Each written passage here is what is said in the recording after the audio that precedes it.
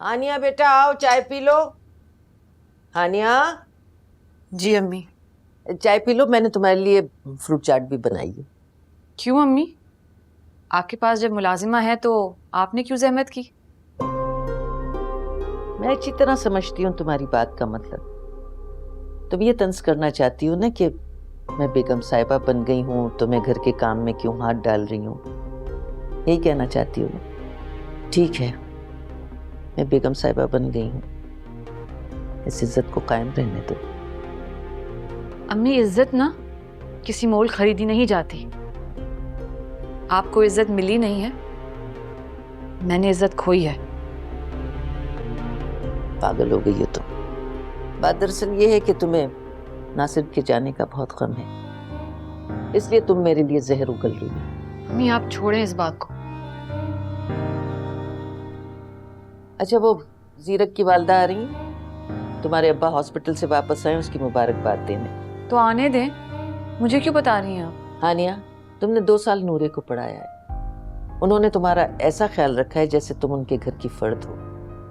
अब वो आ रहे हैं तो जरा अपना मूड अच्छा कर लो, चाय पियो, जाके कपड़े बदलो, कहीं उनको ये न लगे कि मेहमानों के आने से हमारा मूड खराब हो गया। जाओ।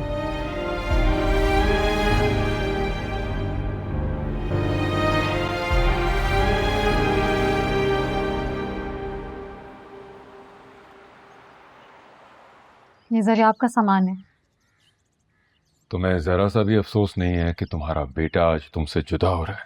नहीं, क्योंकि वो अपने बाप के साथ जा रहा है और औलाद के लिए बाप का साया ज्यादा अहम होता है, खासतौर पर बेटे के लिए। नहीं, अगर माँ अच्छी हो तो वो बाप की कमी भी पूरी कर सकती है। नहीं, अगर अच्छा बाप हो तो माँ की जगह ले सकता है, तहफ्फुज़ के साथ ममता भी दे सकता है। मगर अच्छी तरबियत माँ ही दे सकती है। रहने दो फैसल, ना तो तुम मानोगे ना ही मैं। मैंने जरियाब को बहुत मुश्किल से मनाया तुम्हारे साथ जाने के लिए। उसे लालच दी कि तुम हानिया को ढूंढोगे। जरियाब के लिए हानिया तुम्हारे मेरे से ज्यादा अहम है। शायद हम दोनों ने खुद ही अपनी अहमियत खोई है। बस, मैं थक गई हूँ, मुझसे नहीं संभलता जरियाब। तुम्हारी तरह जिद्दी, हठधर्म और आशिक मिजाज भी है। यहाँ अकेले कैसे रहोगी तुम? तुम्हें मेरी फिक्र करने का कोई हक नहीं। जरियाब को लेकर आती हूँ मैं।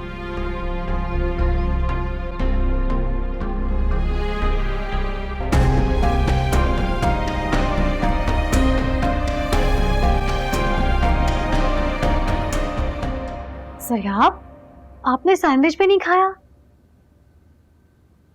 रो रहे हो? मामा, ये टाइम तो मैम हानिया के आने का है ना? जरियाब कि बाबा आए आपको लेने के लिए। वो कह रहे जरियाब को जल्दी भेज दो, आप लोगों को हानिया को भी ढूंढने जाना है ना। मामा, आप घर में अकेली? कोई बात नहीं बेटा, अब तो अकेले रहने की आदत डालनी होगी। लेकिन मामा, अब तो बाहर भी नहीं जा सकती। मेरी फिक्र नहीं करो, सब कुछ तो है यहाँ पे, मुझे किसी चीज की जरूरत नहीं है।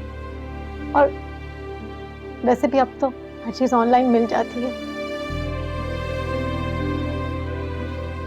मामा, मैं आपके पास जल्दी आ जाऊंगा। नहीं बेटा, आप आराम से जाओ अपने बाबा के साथ। आपकी मैम हानिया आपको वहीं पढ़ाने के लिए आ जाएंगी। मैं थोड़े दिनों में अपने भाई के पास चली जाऊंगी। मामा, आप मुझे छोड़कर चले जाएंगी यहाँ अकेले? बेटा, वो जाफर भाई की तबीयत खराब है ना, तो मुझे जाना ही होगा। एग्जाम के बाद तुम बेशक मेरे पास आ जाना। नहीं मामा, मैं मानिया से दूर नहीं जाना चाहता।